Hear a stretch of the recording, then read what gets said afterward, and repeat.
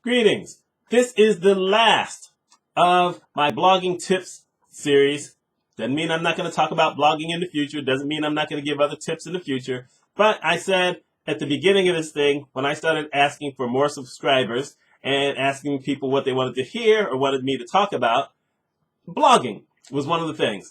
Now, the thing is, the blogging series, each video has gotten less views than the one on public speaking, and definitely got way fewer on the previous two before that. That's okay. You know what? They'll still be out here. Zakia, you asked for these, and I'm sure there's other people who will benefit from some of this stuff. So, we've got this last one, and then after that, we're going to find out just where I'm going to go. Anyway, like I've done in the previous 4 videos, I'm going to tell you what I talked about last time, and then we're going to get on with this one. So in the last video, I talked about comments. Do you want to accept comments? Are you going to respond to comments? What kind of comment system do you want for your blog? I talked about niche blogging versus non-niche blogging versus what kind of niche you're going to try to write about. I talked about having a consistent publishing pattern. You know, are you going to write something once a week, twice a week, once a month, once every couple weeks, whatever. Having a consistent pattern so that when people visit, they'll have some kind of idea of, okay, now I've read this one, I'll be back whenever. And the final thing I talked about was plugins, mainly for WordPress, because I don't know if the other platforms have plugins, but, you know, plugins, security plugins, plugins that can help you, well, with content, with images, with mobile speed, all that kind of stuff. So I talked about those things. Here's the last one, the last 4, and these are important if you ask me. Because when Zakia asked about it, she talked about mistakes. I don't want to necessarily say that they're mistakes, but they're things that you really need to consider because it's kind of a new world, and you just have to come up with your own idea and your own opinion, and there you go. So the first thing I want to talk about are pop-ups. Pop-ups, pop-unders. People are trying to sell stuff. People are trying to get people to sign up for their newsletters and sign up for notifications of blog posts and all these other kind of things. And so they're trying to capture your email address. And okay, that's fine. If you have something on there, that's fine. However, I'm someone who absolutely hates pop-ups. I hate pop-unders. I hate anything that like jumps in the middle of my trying to read something. I hate when I'm reading already and suddenly here comes this message saying, hey, sign up for this or that, whatever. I hate that mess. Now, you're going to have the big time bloggers, Neil Patel, oh my God, I can't even think of the guy's name. It doesn't matter. You have a lot of the big time folks who say, well, you know, you have to have these things because you get people's attention and you get a lot of people who will sign up because that thing pops in there. Well, okay, that's true. But you know what also happens? You get a lot of people who say, I'm never coming back. And they don't, because they don't want to see that. And even the people who do it acknowledge, yes, I'm going to lose some people who are never going to come, but I'm going to get that list, and I'm going to get those email addresses from those people who care. And those are the people I really care about more than anybody else. You know what? It's still irritating. You want to know how irritating I find it? I have gone to the extreme where I have eliminated JavaScript on my browsers. I've totally eliminated it. So I don't get any pop-ups. I get nothing. Now, that also means there are websites I go to where I don't see anything because a lot of the newer websites with Wix and Squarespace and whatever are built off of JavaScript. It's a fancy kind of JavaScript, which doesn't seem to slow them down for mobile speed or anything like that, but it's still JavaScript. So I can't see those, so then I have to make the determination, okay, do I want to see this content or not? And truthfully, if I probably went to the page, I probably do want to see it. I have some tricks that I can kind of get around it. I don't want to give any of that away because that's sneaky. But still, I have to decide if I really want to see it in the way it was presented. That's how much I hate pop-ups. But you might like it. I'm going to tell you, however, if you're a new blogger, if you have less than 10,000 visitors a month, I would recommend you don't add it. Now, you're going to say, well, but, you know, let me put it on there anyway. Okay, do it. I don't know that you're going to have enough people that's going to make it worthwhile for you doing it, but that's just my suggestion. I wouldn't do it. Don't irritate people right off the bat. The next thing we're going to talk about, your about page, comment page, disclaimer page. no matter what you do, whether you're trying to offer services, whether you're trying to sell something, or whether you just want to blog and just talk about yourself and talk about your days or whatever, you should have an about page. You should tell people who you are. You should give them some way to contact you. Whether you want to give them an email address or a Twitter handle or whatever, you should tell people, like I said, tell them a little bit about yourself. Don't tell them everything. Don't ever tell everybody everything. Don't give out your phone number. Don't do any of that. But give something. You can tell people if you're trying to sell, tell them what you do. Tell them you're a consultant. Mine. I am a healthcare finance consultant who also is in the leadership and diversity, and I write. You can put all that on there. I have something like that on all my blogs. It just tells people who I am. And I give an email address so people can write me. There you go. I think you need to at least have an about page. Now, I have a comment policy page that almost no one reads. But I have it. And it basically says that I don't accept false names. So if you give me a fake name, I don't accept it. If your email address begins with info or about or email, it's going right to spam first. If you use more than 3 things, it's going to spam.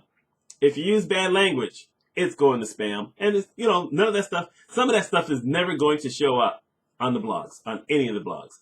It's in the comment policy.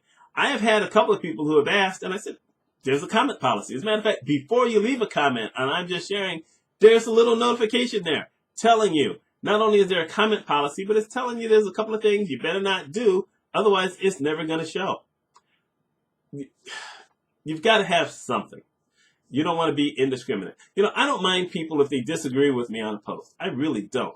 But I don't accept cussing because, like I said, I've never cussed in my life. I don't accept, attacking anyone else. I'm going to block all that. We don't do attack stuff. It's just how it's going to be. MySpace. You know what? I pay for that domain name. I pay for the hosting package. My rules. This is not a democracy. In that particular instance, it is a dictatorship, and I'm the head guy. And your blog, you are the dictator, and you are the head person. So, protect your space. Now, here's a disclaimer thing, and this is interesting, because this was not a thing until probably, I'll say 4 years ago, when Google made some decision saying, you know what, if you're going to try to sell stuff to people and whatever, and you're going to put it on the blog, and then you're hoping that we're going to promote it for you in some way, that you should have a disclaimer on the page. So, you have a disclaimer on the page. I have a disclaimer on the page. And it basically says that if I try to sell you anything, I'm going to let you know that this is a sales thing. I'm going to highlight it so that you know it's a sales thing.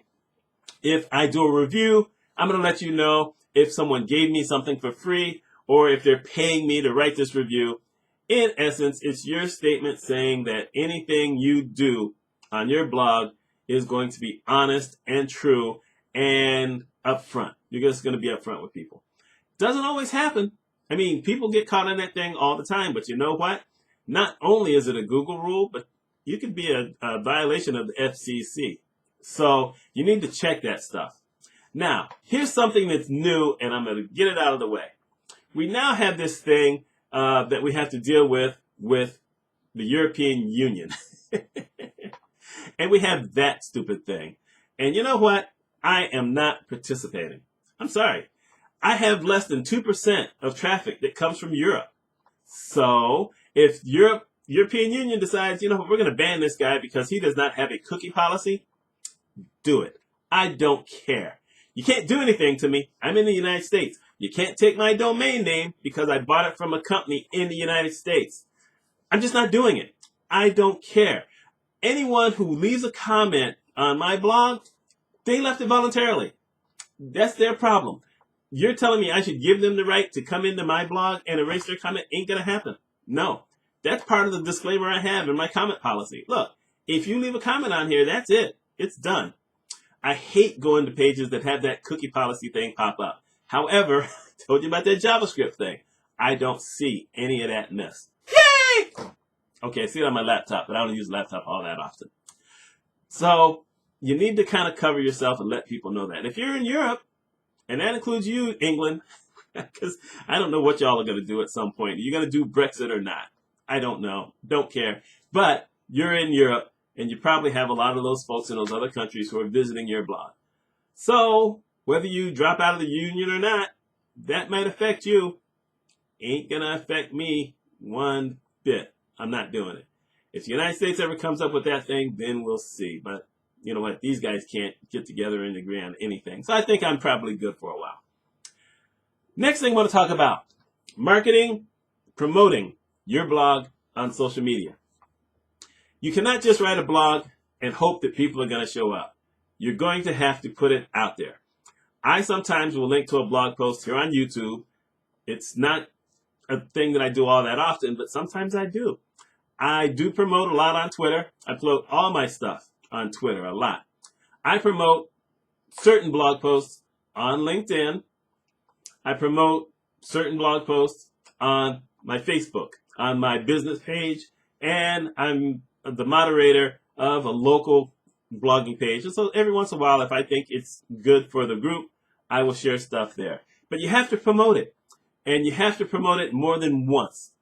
The thing with Twitter, of course, is that Twitter will tell you that if you're not promoting something within at least once an hour, it's probably going to go away. But Twitter also has all these other rules. And so I'm just going to tell you, you're going to need to promote it. Another way of greatly promoting stuff, or at least promoting you, is going and commenting on other people's blogs, especially if they have comment love, which I mentioned that I have on mine, because it gives you the opportunity to highlight one of your last few blog posts, to put it under there, and you just may find someone who goes through comments like Goofy Me and says, hey, that looks like an interesting topic. Let me go check that out. So you kind of have to be out there. I'm sorry if you're shy, but you have to participate in order to get people to come and see your stuff. It's just how it is. You got to do something. And you don't have to be overly pushy with it. For instance, I have seen people who will write a blog post and put it on Twitter and promote it every 15 minutes, which is tough to do because Twitter has these rules. Twitter will tell you you cannot say the exact same thing within a 24-hour period. So they may put a hashtag on every single word. They may add extra hashtags. They may add little messages before each one. But still, they will get it out there. It's not a bad strategy as far as promoting, but one, it's irritating if you're someone like me who goes through the stream and all I do is see you, promoting that exact same thing over and over and over. At least when I'm promoting multiple things during the day, it's going to be something new. My new blog posts, for instance, or my new YouTube videos, I promote twice the day that it comes out, or the period it's supposed to come out, and then once every other day or whenever, just once. I don't promote it multiple times during the day. I did try it once, and like a few years ago, I just wanted to see what would happen. One, it didn't garner anything, and two, it was messing up my time. It was messing up how I promote stuff, so I decided I didn't want to do it. But like I said, you have to put it out there. You can, please don't ask people to retweet your stuff. Don't do it, because that irritates people. I know you're probably still going to do it when you do it, but don't do it. Do it in the video. Say, look, hey, I'm promoting this thing, and I wouldn't mind if you shared it with other people. Share it in your social media spaces. Share it here on YouTube. That's fine, because you're only saying it once. But just don't use the retweet thing. I've seen a lot of people do it, and now I'm seeing more of those people ceasing that particular thing. Thank you. It took long enough. Here's the final thing. And this you need to know, because everyone wants to be big. I want to be big. I really do. I'd love to have my YouTube. I'm shooting for those 1,000 subscribers, as you know. Of course, I'd like it to be bigger. I'd like my websites to get more traffic. I like my blogs to get more traffic. But here's what you need to know.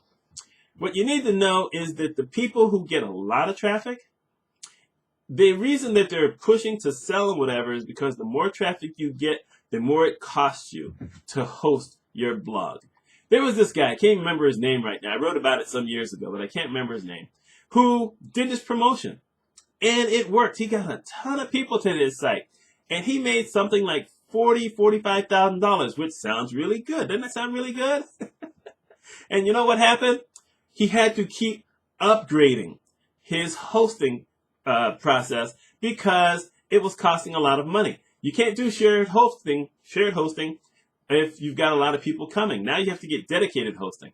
But then the more people who are coming, now you need to actually increase the number of servers. So he had to increase his servers 8-fold.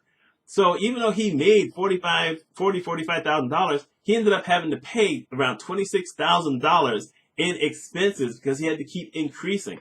And that was just for the hosting. For other stuff, because he was giving money away to different people to help him promote it. So in the end, even though he made $45,000, he really only profited $10,000. Now, I'm not necessarily going to be mad at that, but for all the work this guy put into it, look at all the costs that hit him on the back end. That's the dangers of being big. That's one of the dangers. It's going to cost you financially. The other one, of course, is that everything you say, you're going to have people who like it, you're going to have people who don't like it, and they're going to clash. So you're going to have to be ready to moderate. Some of the big people don't moderate at all. They don't do comments at all.